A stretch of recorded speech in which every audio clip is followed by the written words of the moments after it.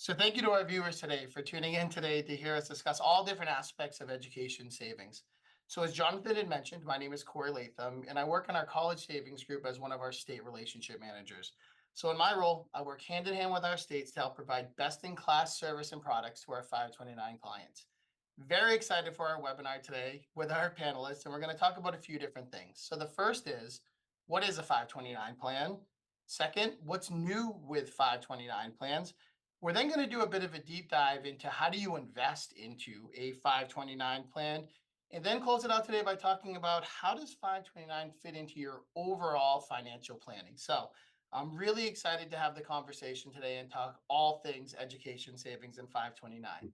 So joining me for our webinar today is Tony Durkin. He is the Vice President of 529 Relationship Management, and also Gina Gillespie, a Vice President Financial Consultant. I thought we'd kick it off by learning a little bit more about each of our panelists today. So Tony, would you get started for us? Yeah, happy to do so. Thanks for having me, Corey. I lead the 529 Managing Director team, and we work, as you mentioned, we work closely with our state clients to help promote and grow their 529 plans. And looking forward to a robust conversation and discussion today. And then, Corey, thanks so much for having me. I'll introduce myself as well. My name is Gina Gillespie. I'm a Vice President Financial Consultant, and I work within one of our investor centers. I meet with clients every day, and I talk about a lot of the biggest goals that they have and how to reach them. And saving for education tends to be one of those. So thank you so much for having me. I really appreciate it. Yeah, no, I appreciate you both being here. And it absolutely sounds like we have the right people on the webinar today to talk about what we had discussed earlier. So what I'd like to do is get started is understanding what is a 529 plan, right? So get a little bit of a level set of what that actually is, because we're going to use that term 529 plan quite a bit throughout our webinar today. So when we talk about that, what we are talking about is an account that is established with the goal of saving for education expenses for the beneficiary of the account. With a 529 plan, you can save for both short and long-term goals with a variety of higher education expenses. Any earnings in that account are going to grow tax deferred. And as long as you're utilizing them for a qualified expense, withdrawals in that account are going to be federally income tax free. So over the past years, there's been some increases into what a 529 can be utilized for. So I think typically you think about room, board, tuition, the typical college expenses, but there's been a pretty big expansion, including one that recently came in where you can actually transfer 529 assets into a Roth IRA. We'll definitely spend some time talking about what that looks like throughout the rest of the webinar. So another thing that's really interesting when it comes to 529 plans is that they're actually offered, or we call it sponsored, by a state. So what does that mean? That the states play a role in offering the plans, and then program managers such as us are going to be the ones who are going to implement that. So what does that mean? It means that each of these plans can have their own unique set of characteristics and even benefits at that state level. So that's definitely something we'd encourage you to look into when you're trying to find out what is the right 529 plan for you. Things such as a state tax deduction are things that you would see with that state sponsorship. So another common question that we get, and we hear it all the time, is, can a 529 plan only be opened by a parent for a child? The answer is no. So anyone can open up a 529 plan. So it could be a parent, it could be a grandparent, an aunt, an uncle, really anybody who wants to open up an account on behalf of the beneficiary to help with their education savings is eligible to open up that account. We also hear, could you do it for yourself? And yeah, you could. So you could open up a 529 plan for yourself if that's something that you wanted to save for your own future education expenses. Or we also see that something that with expecting parents, and we'll talk a little bit about that, where they'll open up the account very early so that they can utilize that for the benefit of the child that they're going to be having in the shorter near term. So hopefully that gives us a good baseline understanding of what is a 529. But I did want to spend some time talking about is that state sponsorship piece. So Tony, I know you work directly with each of our state partners. I was hoping you'd be able to talk with us about what does that mean when we use the term state sponsorship. Sure, great, and happy to jump in and expand on that. So Corey, as you mentioned, when folks are looking at and looking into 529 plans, what you'll notice common theme is they are all state sponsored. And typically, in most cases, a financial firm like Fidelity, like us, will serve as the program manager. So at Fidelity, we are the program manager for 5 state-sponsored plans. The Unique College Investing Plan, which is sponsored by the state of New Hampshire. The U-Fund College Investing Plan, which is offered and sponsored by the Massachusetts Educational Finance Authority, or MEFA. The Chet 529 College Savings Plan, offered by the state of Connecticut. AZ 529, Arizona's Education Savings Plan. And finally, the DE 529 Education Savings Plan, offered by the state of Delaware. So Corey, as you mentioned, while you don't have to enroll in your state plan, you mentioned that the state tax deduction. Many states do offer a state tax deduction if you are a resident of the state and invest in that plan. There are a host of states that do offer the state tax deduction, or regardless of what 529 plan you decide to invest in. And then finally, there are a host of states that do not have a state tax. And in that case, as you might imagine, you can choose any state plan you want. While that, we talk about the state tax deduction and benefit, while that is an important part of making the decision on what 529 plan to choose, there are other factors like investment methodology, plan features and services, and finally fees. To help with that decision point, we do offer a state tax deduction calculator, as well as a plan comparison tool, which is available on our website at fidelity.com/college. Again, which can help with you making these decision point answers. So another common question we get, Corey, is about maximums. And unlike retirement plans where you have an annual maximum limit, 529 plans do not have that annual maximum contribution limit. They do, however, and this is also state by state, each 529 plan does have a maximum account balance restriction.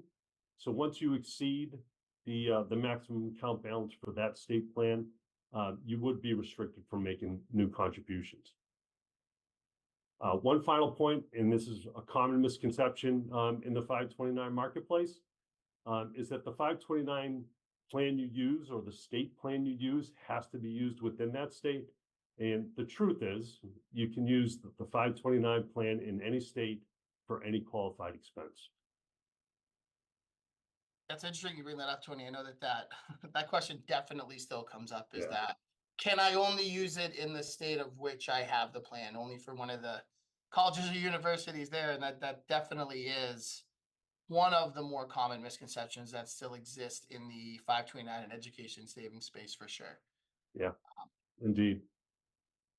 So let's talk about expenses. I think that's a huge part of what the 529 is built for, is what you can use it for, what you can't use it for. And Gina, I'd imagine in the conversations you're having with our clients about savings and education, specifically when it comes to the 529, that this comes up quite a bit. So I was hoping, could you share with us some of what it can be used for, and also what it can't be used for? Definitely. Thanks, Corey. Individuals will come in all the time and ask questions just like this, and we want to get really specific. So look up right in front of your face here. It's really nice. We put this chart out there to talk about what are qualified expenses, and the distribution must be used for qualified education expenses. So examples you can see right in front of you: tuition, room and board, books, computer, other supplies that you might need. But examples of expenses that are not qualified for a 529 would include things: commuting and transportation expenses, daycare expenses, clubs, and other activities that the student may be participating in. I want to discuss the tax ramification of these, because I think that's really an important differentiator of a 529. So if you use the funds from, and you distribute it from to use for these qualified expenses, the earnings on the account are federally income tax free. And that means you owe no tax on the growth that you have within the plan. and you're taking advantage of one of the biggest components in the account. So what may be one of the largest things as you think through to say, all that growth is federally tax-free. I'm going to use it for these qualified expenses. If you're taking non-qualified distributions and those funds are used for an ineligible expense, then there are tax and penalty consequences that may come into play. The earnings portion of the account may be subject to a 10% federal income tax penalty, as well as any income taxes that may be due on the earnings as well. So a big question that we always kind of have is the flexibility of using it. Again, tuition, room and board, books, computer supplies, most commonly used way to use it. Yeah. Thank you for that. And I think it's good to know now. I think when people think 529, they think just college. I think Yeah. that's just the most Yeah. topical thing. But Definitely. the 529s are not just for college anymore, right? There's additional uses that can be taken care of. You see the list right over there. And I know some of these might be new to folks, as some of them are very new to the industry of being allowed to do that. So Tony, I know that you spent a lot of time in learning this and understanding this this piece of the additional uses. So I'm hoping you could spend some time right now just walking us through what those are and how they work. Yeah, hey, thanks, Corey. And yeah, I'm excited about this part of it. Gina, you did a great job outlining, some of the traditional benefits, expenses being paid with 529. There's not a lot of positive news that comes out of Washington all the time. And in this case, in the 529 case, we've had a lot of great news. We've had a lot of great updates. Things have evolved and become so much more flexible and with the legislation since 1998 when 529s first started. Fast forward to 2017, we had the Federal Tax Cut and Jobs Act, which expanded the usage, as you outlined here, to include K through 12 expenses, also expanded to repaying student loans up to, the limits that you outlined. In addition, the use of the funds towards trade and vocational schools. So a lot of great things have come out of Washington through the years. Most recently, and probably at the top of most people's minds, is the 529 to Roth transfer. And this, I have to tell you, was one of the big barriers to entry to 529 was, what if I don't use all the funds? What if my child doesn't go to school? What if my child gets a scholarship? What if my child goes to a military school? So this provision really, dropped that barrier down and actually got rid of that barrier of what if I don't use the funds? There are some eligibility requirements to meet that 529 to Roth transfer. And I've outlined, I'll outline it quickly here, but to do a 529 to Roth transfer, the account would have to have been opened for the same beneficiary for 15 years. That's one of the big ones. There is a lifetime limit to that transfer of $35,000. In addition, the rollover is subject to the annual Roth limit. This year, we're talking about $7,000. But again, Secure 2.0, it was mostly retirement related. It threw in one piece, one sliver for 529, which was great. And it's the 529 to Roth transfer. Really, it just continues the expansion of 529 usage of funds. I'm also looking forward to the next year, maybe two. I know there's 3 bills with House Ways and Means right now that will expand it even further. So great things have come, and great things hopefully are on the way to expand 529. So great news coming from Washington. Tony, when you talk about the additional uses, I just feel like it's giving us a little more flexibility, right? In Yeah. the past, we always thought about the 3 in the top corner, just gives Right. us more flexibility on how to use it. So I agree. Yeah, huge wins. So, and again, more to come, hopefully within the next year or two. Yeah, I think what's also great too is that the ability that you can transfer that to a different beneficiary as well too. So if you have fortunate enough for one of your children is able to earn a scholarship, where you can actually take those 529 funds that have been saved in that beneficiary's name, roll them into a sibling's account as well, and be able to take advantage of the savings there as well. So Yeah. It's always Yeah, great to great, see the great more point, opportunities great you point, have. Corey. Yeah, so I think the more you can utilize it for, that's always going to be better, right? And that, as you mentioned, like you want to avoid barriers to entry for people wanting to start that education savings journey as well. So the more that we can offer on the back end of when the money's going to be coming out, the better that it's going to be for those Yeah. when it comes to that first step of actually getting invested. So investing. I think that's another key thing that we want to talk about, and that makes 529 plans a little bit unique. And I think that when people think about this as an investment account, a little hesitation or a little concern can come up with that. A lot of times it could potentially be the first time someone's getting into an account that is technically an investment account. So um, let's spend some time talking about that and how investments work within a 529 plan and what that means. So 529 is unique in the way in which it's set up. And what that means is that you have to be invested within the account. So there's not an opportunity to be just in a core or a default cash position. You're actually going to have to be in an invested portfolio. And each of the different plans offers different portfolios of which you'd be able to choose one, but you do have to be invested within this account. So we have them broken down into two categories. So the first one that I'm going to talk about is what we call our age-based portfolio. So what is an age-based, right? So it's right up there. I'll read directly right off the screen. So it's one that is mapped to a beneficiary's year of birth in the approximate year the beneficiary is anticipated to start college. The management of each of these portfolios is designed to have the portfolio start out more aggressive as the beneficiary has a longer time horizon and become more conservative as the beneficiary nears college age. So currently right now we have age-based plans that range from our college portfolio, and that's for beneficiaries that were born in 2004 and earlier. And we also have our 2042 portfolio, believe it or not, which is designed for beneficiaries who were born in 2023 or those who actually will be born and haven't been born yet in 2025. So that's typically in how the age-based works. We also have a custom portfolio. And what is that? So that's a combination of different options that we have. And this is more for those people who are comfortable in choosing what it is that they want to invest in. So there's three different portfolio types. So the first is static. So what that is, that's a combination of equity, fixed income, and cash that remains the same over time.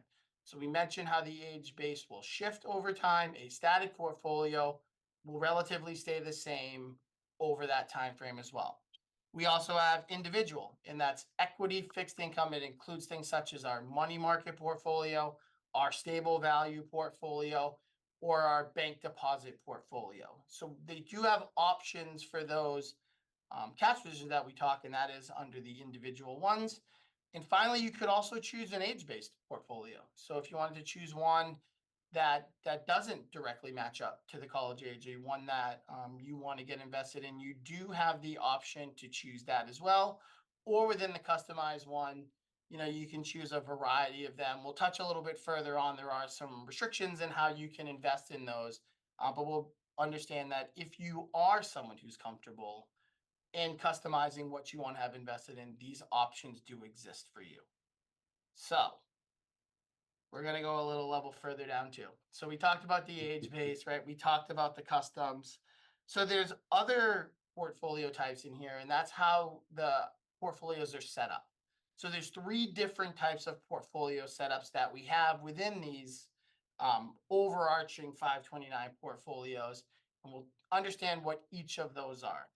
So the first one is Fidelity Funds. So what is that? So that's primarily actively managed Fidelity mutual funds, and those attempt to beat benchmark indices. So it's the actively managed funds, and they're attempting to beat benchmarks indices. We also have Fidelity Index Funds. So those are low-cost index Fidelity mutual funds, and those are attempting to mirror the market indices. So we have the funds that are actively trying to beat those. We have the index, which are trying to mirror them. And then we have the Fidelity Blend. And that's a combination of both, where you actually have a combination of the actively managed as well as the index mutual funds, different ones. So It's a lot about investments. So hopefully that gives you a better understanding of what they are. However, the question that comes up is, now I understand what they are, but what's right for me? How do I know what's going to be the best choice as I'm opening up this account and managing this account for those education savings? So there are definitely considerations that you'll want to take in place as you're making this decision within the account. So Tony, can you talk about what some of those are and what are some of those questions you want to ask yourself? Yeah, and I think, Gina can speak to this as well. She's dealing one-on-one with investors. What I find, and Gina, I think you'll follow along with this, it really comes into two camps, right? It's the folks that, want to be hands-off and have that set it and forget it mindset. So Corey, you talked about, the target date options and whether it's, actively or manage or index or blend. But you're choosing that fund that's going to closely match, your child's entry into college. And that's, probably the more popular option.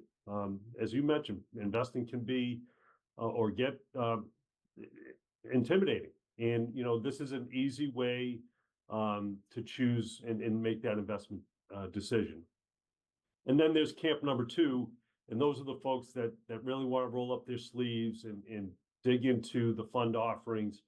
And as Corey, you outlined very nicely, with the Fidelity plans, the plans we manage, you have plenty of options. So for those folks that want to choose their own investments, they want to roll up their sleeves and be hands-on, you certainly have the options to build that portfolio and manage on an ongoing basis. So as we think about the actively managed component to that, there are some items and details to consider. While you can allocate to as many funds as you want, you do need to allocate in 5% increments, and obviously we need the total to get up to 100%. Another important component when you're thinking about making changes within the account, and I'm talking about where the assets sit, you are limited to 2 what we call exchanges a year. So that would be moving money, within the portfolio from one fund to another. There's no restriction on your new contributions or the new dollars coming into the plan. It's just the movement of funds within the investments you have already chosen. Yeah, and Tony, I'll jump in here because you're right. Yeah. It can be overwhelming. And so what we try to do is to help, right? You come into an investor center, you want to save for your kids, your grandchildren, someone that means a lot to you, but you don't know where to start. We'll walk you through it all. I think today, as we go through these options, I'll share, maybe in a workplace plan or a 401k plan, you may have these age-based or similar strategies in those plans. So that may be something that you've seen or heard of. The bigger difference, and I always like to share this with individuals, when they're 1 versus when they're 18, most of the time, maybe our investment strategy often will change because they need the money very soon. Yeah. So those age-based portfolios, if you feel like you're not going to be as hands-on, can be very helpful to make those investment changes for you. And when you get closer to using it for school, different from a retirement plan account, our hope is you'll retire for a long period of time. But when you look at the 529s, our hope is our loved ones aren't in school for 30 years, right? So they do get conservative as they get closer to using it for college, and our hope is that they'll use it in a shorter time frame. So different. We're here to help you. We're here to help you make good decisions, and don't be overwhelmed by the choices. I think the good news is you have choices, and we're here to help you to figure out the best thing for you. So Yeah, I would just add, that again, the growth of the target date option, takes that intimidation factor away. You have the professional, the peace of mind of having a professionally managed portfolio. So, yeah, in this case, the target date option, like I mentioned, is a popular option. Again, takes that intimidation factor away. So. Yeah, Angie, I think you hit on a really key word there when we talk about what are the investment options, and it's choice, right? There's a tremendous amount of choice that you have within the different plan offerings to adjust things like your risk tolerance or your time horizon, things that I know conversations that you have, I'm sure you'll touch on later, all the time, but there is that choice where you're able to make what's the right decision for you too. One other thing that I do want to point out that I think is important as well is we mentioned earlier that you do have to make an investment choice when you're opening up the account, and that will be what the default is within your account. So whenever money comes into that account, it will go there. But you can always change that if that's something that you want to do, and that would not count as an allocation unless you just change what you want the money to come into. That allocation, the 2 per year, only counts from changing the money that you have currently into something else. In addition, you could always invest in something else if you told us at the time of that investment. If you decided that you wanted a certain amount of your portfolio to be invested in something else, you can choose to do that as well. We would just need to know that at the time the investment is coming in, so we would be able to make that. So, but yeah, I think that, right, investments can be something that's intimidating for a lot of folks. And I think that Jeannie hit on it. Like, that's what we're here to do, is to try to help um, make you more comfortable with it when you're making that decision, understand it better, and help put yourself in that position where you are comfortable with the decision that you made. So, Gina, I want to turn it over to you, right? Because I know that with Tony and myself, we spend a lot of time in the education savings space working with 529s and focusing a lot of our efforts on that. I know that in your role, you're having broader conversations with folks, right? And that's overall financial planning, estate planning, legacy planning, all of those other budgeting key factors that come into play when you're trying to figure out, how you want to set up yourself and your accounts. And college planning plays a role in that. So what I was hoping you'd be able to do now is, could you just talk with us through what are some of those conversations you have? How does college planning fit? And when you're having those discussions with the clients, what are you talking with them about? Yeah, I would love to. I would love to, Corey. I think that's a great question because saving for college tends to be one of the many goals, that clients are working towards. So how do we prioritize each goal? And what mindset do we want to have around paying for college can really vary.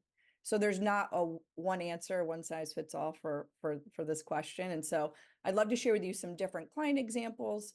I'll share with you some different places we can go on our website to utilize some of the software we have to look at projections. I think when you listen to some of the things I'll share, some of these ideas may resonate with you, and you could say to yourself, yeah, I'm one of those. That's how I feel. So just know there's just not one way to feel about school. So, or college expenses. I love to map out with clients all of the goals that they have and that we're trying to achieve financially. So in initial meetings I have with individual investors, I really spend a lot of time trying to understand things that are important to you. And so most common tend to be for, saving for retirement for long term, ensuring they have emergency savings set up, maybe purchasing a first or a second home, and then college savings as well. So you may be the parent of a student, you may be a grandparent, another loved one. I think as I look at this, we really try to then map out and prioritize all the areas that we're trying to save. So I really love, if I'll use an example of retirement planning, we'll use some of our projections and software online to say, hey, what we're adding to those retirement plans and the match. So always make sure we try to contribute to a 401k if it's possible to match whatever the company's matching. So that's a great kind of barometer, right? As a starting point, if we have so many different goals, and how do we do them all? So if we can look at the company match and then we run projections, great, we're on track there. Let's go to the next place. Our emergency savings, we've gotten that all where we want it to be. Let's go to the next place. So each time we're saving for these options, we can run some projections. And the same when we think about college savings. Some individuals come in and say, I want to pay for the entirety of college. And then some say, I have a specific dollar amount that I'm going to contribute per beneficiary or per child. And they can decide where they'd like to go to school. It may pay for all, it may pay for a portion, and we'll have that discussion as they get closer. So I'll share with you right in front of your the screen here some of the software that I use, because I think it's a really great way to say, where are we falling in line today? So when I look below here, you're going to see on the left-hand side of the screen, how old is the child? So they'll ask some variables or questions. Have you saved anything yet for college, right? So they'll want us to say, hey, have we saved anything for college? And then what type of institution are we going to try to project and use? So it'll use cost for a specific type of institution, private, public, nor different parts of the country. How much have we started, to save? And then how much do we want to cover? So in this example, I know it's small, but it said we want to cover about 50% of education for this individual. Maybe this is a grandparent or a parent who says, I'm going to do a portion. Right there, it runs projections to say what you save now and what we're on track and what we're saving every year is getting us to meet 76% of our college savings goal. And in this example, they currently have saved $10,000 and they're saving $200 a month. And the child is 9 years old. So if you look at these projections, it's a really great way to say, where do we stand today? Are we happy with this? Do we want to make adjustments or changes? I always share the younger the beneficiary is, the idea of compounding can make a big difference. So you look on the right-hand side of the screen, saving a little over time can go a long way. I know it seems overwhelming. One of the biggest things individuals will come in and they'll say, I don't think I can pay for all of school. I don't know how I'm going to do it. And sometimes they just don't do anything because it seems so overwhelming. I'm not going to hit that goal. But I like to always share the chart on the right-hand side is if we did a $50 monthly contribution, 150 or 250, the younger they are, if you look at the idea of compounding over time makes a big difference. So from 0 to 18 years old, you can see the difference, right, that can make. And I always share with individuals that, saving something, if we can, if it's an option for us and it's something that's important to us, over time, let's use this software to show you what that looks like. Because sometimes we sit there thinking $100 a month may not do a lot, but if we can show you this, that can give us a better option to maybe prioritize. So when I kind of take away from this, I always kind of share also, remember, you can always take from maybe other savings accounts, non-retirement accounts to pay for college too. So if the goal is to save everything in a 529, but maybe they went to a different school than we projected, we can use other savings accounts or other, non-retirement accounts. We can also use cash flow from income. So if we're still working. So I look at this to say, just know there's not one way to do it. It's okay to, talk through, figure out goals, work through those together.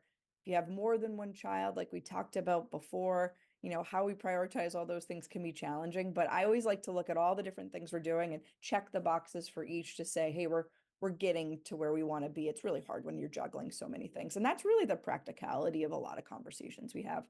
Very rarely someone comes in and says, I only have one thing I'm worried about right now or I want to work at. So Corey, was this the graph you were showing me on how much I need to make up for what you haven't saved yet? Yes, I believe Yeah. it was. Very, very, or at least very similar. Okay. Jen, I think one thing you pointed out too that to touch on a little bit more. So, I mean, I know I have 3 boys who I'm hoping to save for their college as well. There can be some sticker shock when you see the stories that are coming out with the cost of education, and that doesn't seem to be getting any lower, that it just continues to be rising. But the idea of what you want to cover, right? The intended amount. So I think a lot of times when we're thinking about savings goals in general, we're thinking about, I need to pay for X. And this is what X costs. This is what I need to pay for. So that kind of mindset exists. I think when it comes to the idea of college and thinking about, maybe you don't have to go in with that mindset of 100%. It is that other number that is below it. So I think that's a really key thing for folks to think about, because as we do think about barriers to entry and people not opening accounts, it's, well, if I can't pay for it all, should I even do it? And I think having that mindset you mentioned about, it doesn't have to be all. It can be a set amount that balances out with all of the other things that you're trying to save and pay for right now. I thought it was a really key point. Thanks, Corey. And I was just going to share, I always tell individuals communicate with, so if it's a grandparent, I say communicate with your children, your intention too, because, Mm. you know, in the back of their mind, they could tell you, we're trying our best to save as much as we can. It's just nice to know, hey, my intention's to help pay for a part each year. And sometimes that alleviates some of the pressure yourself. So I always say communication's better with your loved ones as you're trying to figure all this out. Yeah, and I think, Gina, that's a great transition as we talk about gifting. So I think one of the unique things that we have here, one of the great things that we have here is the ability to set up what we call a gifting platform. So what that is it's a customizable page that you're able to set up for your beneficiary of the account. And what you're able to do with that is you'll get a link and you can send that out to anyone who you think would help want to pay for education expenses or help contribute to the 529 plan for that beneficiary. And once they receive that link, they will then have the ability to contribute to that account on their own. So they would be able to help actually contribute to the existing 529 account that you would have open for that beneficiary. So unique things that you can do on the page, right? You get to name it. You can put whatever picture up there. I guess whatever picture you think is going to get the person to contribute the most is the one that you'll want to go with.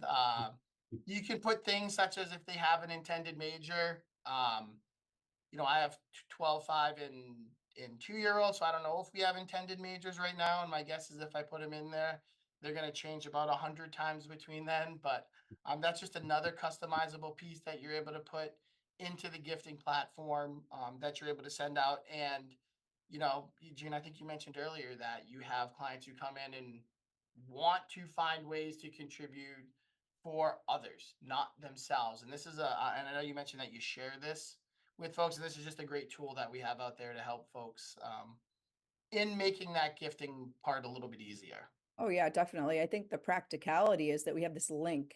So let's say you make a wish list. I know my kids, I have 3 children as well, 9, almost 7 and 2. So the older children will make wish lists, right? Could be whatever time of year. And when I love to add the link in there. The individual who looks at those wish lists, they can click on that and this comes up easily, doing a little contribution. And it also tells us, you could see at the top of the screen who made those contributions. So you can send a little thank you card. You get notification when it happens. I am a big, when I think about this, just the ease of doing this, I'm a big, efficiency person. So it's so efficient and easy to help to do those things. So you're not alone when you're trying to figure these pieces out, and we make it easy. So I love this part of the website.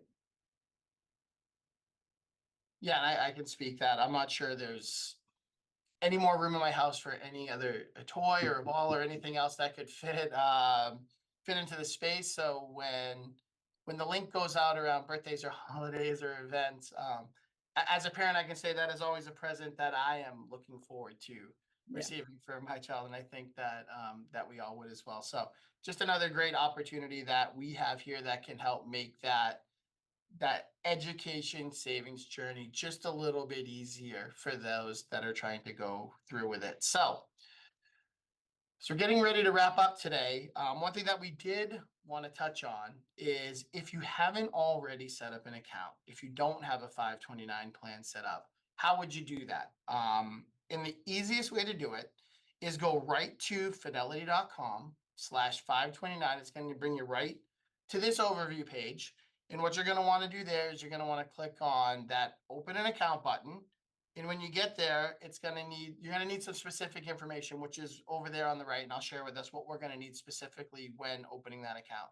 So for the account owner, you're going to need their social security number, the date of birth, phone number, email address, and also your legal and mailing address. For the beneficiary, you're going to need their name, date of birth, and social security number. You're also going to need to choose which one of the state's plans that you're going to want to invest in. You're going to want to choose the investment, which we mentioned earlier. You will have to pick one of those investments that we mentioned earlier. And then you're also going to want to choose how that account is going to get funded. And once you do all of that, you will then have your account open. So one thing I did want to touch on here too, though, is when we are mentioning when it says that you would need the social security number of the beneficiary. I think this comes up often is parents who are saying, those parents who are really ahead of the game and want to start opening up a 529 plan for their child before they're born, right? Before they actually have a social security number. So we'll get that question often as to, so how do I do that? And the answer is you can't open up an account for a beneficiary that doesn't have that social security number. What you can do, right, is you open that account for yourself and you make yourself the beneficiary of it. And then when that child is born, once they get that social security number, you can actually change the beneficiary to them. So if you want to get way ahead of the game and get that account opened even before the beneficiary is born, that would be the way in which you would do that. And I know that's a pretty common question that we get asked quite a bit. So what I did want to do is thank everyone also who was through the webinar with us today, but specifically with Tony and Gina for all that we covered today. I know that there was quite a bit. So what I was hoping we could do now is leave with some closing thoughts that you had from what we talked about today. So Tony, would you mind kicking us off? Yeah, absolutely. So, what's near and dear to my heart is that, as you, Corey, I have a lot of interest in what is coming out of Washington. Yeah. And, I have a lot of conversations with plan sponsors, and we all know about the student loan crisis, and what's going on there. While it's a great benefit if you can save for all of college costs, the reality is we probably all can't. And 529 allows you to help mitigate that student loan number at the very least, right? So every little bit helps. Gina, I think you believe in that as well, and you probably share that on how much should someone save. But again, with all the flexibility and versatility of 529 funds, every little bit does help and help fight off and mitigate that student loan. The 529 plan is the way to do it. So thanks again. Great discussion. I'll look forward to doing it again next year. Thanks, Gina.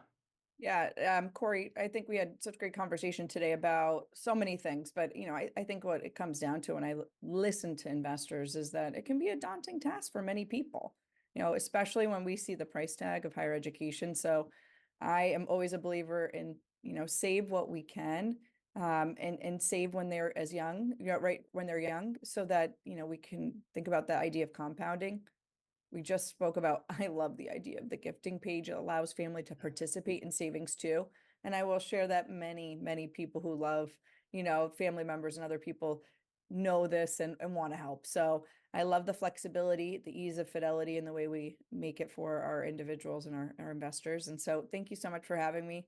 I really, really appreciate it, and love to share perspective of what we see every day. Yeah, thank you. And I would just leave it with kind of that barrier to entry thought is that we do want you to start early, but just because you haven't started yet, don't let that be a reason to not start now, right? Anything that you can save towards that education expense now is less that you're going to have to pay later. So, or if you don't think you're going to be able to contribute all or as much as you would wanted, whatever you're able to do it, that's going to help you do that. So those barriers to entry that are really stopping you from opening that account, whether it be the amount you can contribute or you think you're starting too late, it really never is too late, because again, anything that you're saving now is less that you're going to have to pay later. So again, I totally agree. A great discussion. Huge thank you to our panelists, Gina, Tony, to all the viewers out there. As a reminder, if you're looking for more information on anything that we covered today, you can go right to fidelity.com, or you can reach out to one of our college planning specialists. Thanks again for joining us, and we look forward to the next time.